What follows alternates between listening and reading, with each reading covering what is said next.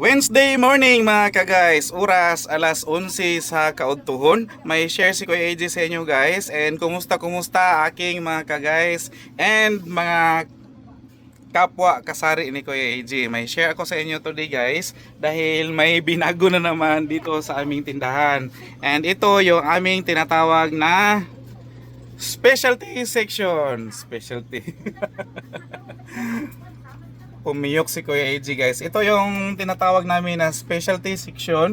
May nahalo na may nahalo na tawag nito. Mga sa tawag na anime, mga tartarak. Mga Hot Wheels. May specialty section si Kuya AJ na i-share sa inyo guys. Ito yung ating mga buldak carbonara, buldak na spicy ramen cheese, and meron tayong bago itong carbonara chicken noodles. Yan po. So meron din tayo ditong buldak samyang na carbonara na in cup in bowl. Nasa cup or nasa bowl. Ayan po. So same lang yung price ni cup at saka ni bowl, ni pouch at saka ni bowl, tig 100 ang retail ni Kuya AJ. And ito is nasa 95 pesos. And pilagay ni sa Messi bag-o kanin si chicken noodles. 80 pesos. 85 ata. Yan. So 80 pala, 80, sorry. Hindi kabisado ni Kuya AJ ang presyo. And meron pa sana itong yung ramen ang mild me. Andoon sa kabila siya nakalagay at saka si Shin Ramyun. Ayan, hindi lang sila available guys. Meron ako doon yung individual na nabuksan na siya individual. So hindi na siya pangit na siya kung ihalo namin dito. Pero available pa rin. Nasa showcase lang natin yung ating ramen, yung mild lang siya, tapos yung Shin Ramyun. So sa baba nito guys, meron tayong mga nakabalot na mga chips na benta namin ng tig 12 pesos lahat yan, kuridas. Dati is 10 pesos lang yan, so ngayon nagiging 12 pesos na. And sa pinakataas guys, meron tayong mga hindi masyadong mabenta pero naglagay kami nito just in case may maghanap, and kung wala pwede na namin gamitin. Especially ito guys, itong natin, electric kettle, pwede nating gamitin yan pag nasira na yung namin ginagamit namin. Especially malapit na pala namin gamitin ito, naka-display lang ito, baka may makakita at magustuhan. Pero ito is binili namin sa SNR. Meron tayong solar lights, meron tayong electric fan na yung pang sasakyan. Ganon mag-isip si Kuya AJ guys, kahit ano na lang ibenta. And sa pinakababa, meron tayo doong pang bata na mga overstock ito guys sa ating mga binibintang mga candies na pang bata. So yan po. Yan po yung mga bagong paandar ni Kuya AJ, at saka pakita ko na rin itong ating bouncing clay ba tawag anime? Si bouncing clay po is maramihan kami pag namili nito dahil ang mga kabataan, lalo mga estudyante, is ito yung kinahuho mga lingan din nila.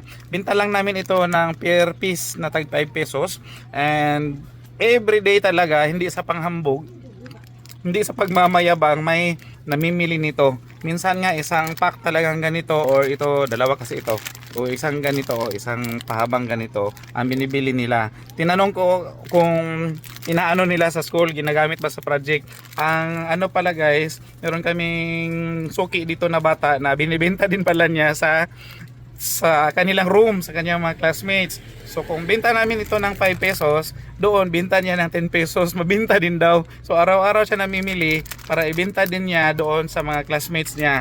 So di ba?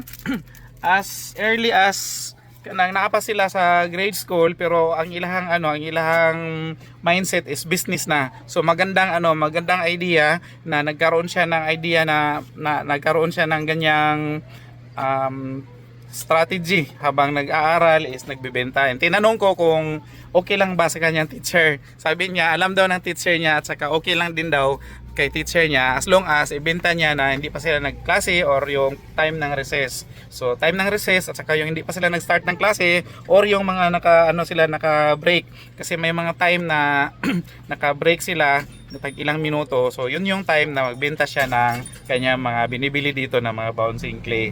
So nakakatuwa na sa murang edad nila guys, nasa grade school pa lang is nag-iisip na sila ng business.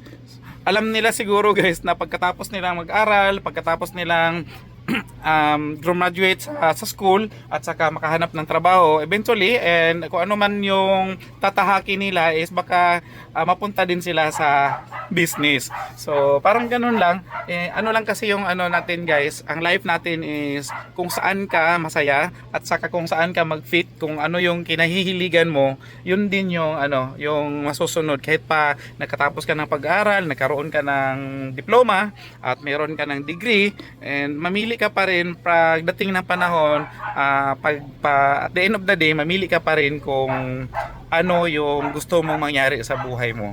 So sa part ni Kuya AJ at ni Mami Mia, hindi namin pinagsisisihan na kahit na nakapag-aral kami and nagkaroon kami ng diploma, is hindi namin pinagsisihan na ito yung pinili naming buhay. Ito yung pinili naming life na magtinda, maging tindero at maging tindera dahil masaya kami. Sabi nga, kung saan ka masaya, suportahan kita. So, masaya kami sa pagiging tindero at tindera, and kontento kami sa buhay namin. Yun lang naman ang ano guys, ang pinaka buod or pinaka-key, yung masaya ka sa ginagawa mo at saka happy ka.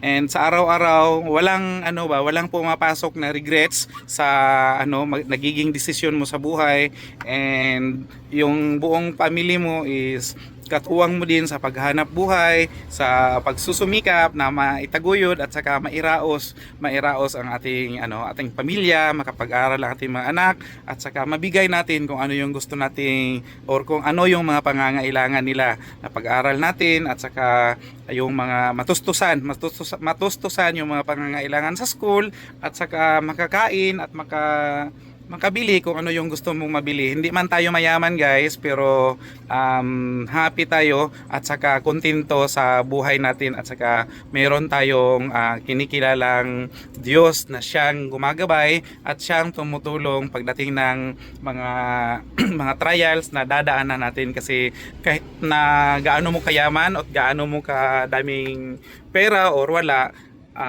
need mo pa rin ng gabay at saka guidance ni Lord. And that's all na lang muna for today mga ka-guys, dahil yun lang naman talaga ang pakay ni Kuya AJ na ipakita sa inyo yung bago naming section dyan sa aming specialty section, at saka itong ating tawag nito, binago na selecta pala, para magkasya yan siya dyan. Ginawa naming ganito ang aming selecta, and hindi ko muna ipakita sa inyo, hindi ko na i-share kasi wala siyang laman. And actually meron na kaming na-order niyan pero hindi pa dumating. In-expect namin siya kahapon or baka ngayon pa magdating ating order na mga bagong stocks ni Selecta. And bye bye muna talaga for now, and God bless us all guys.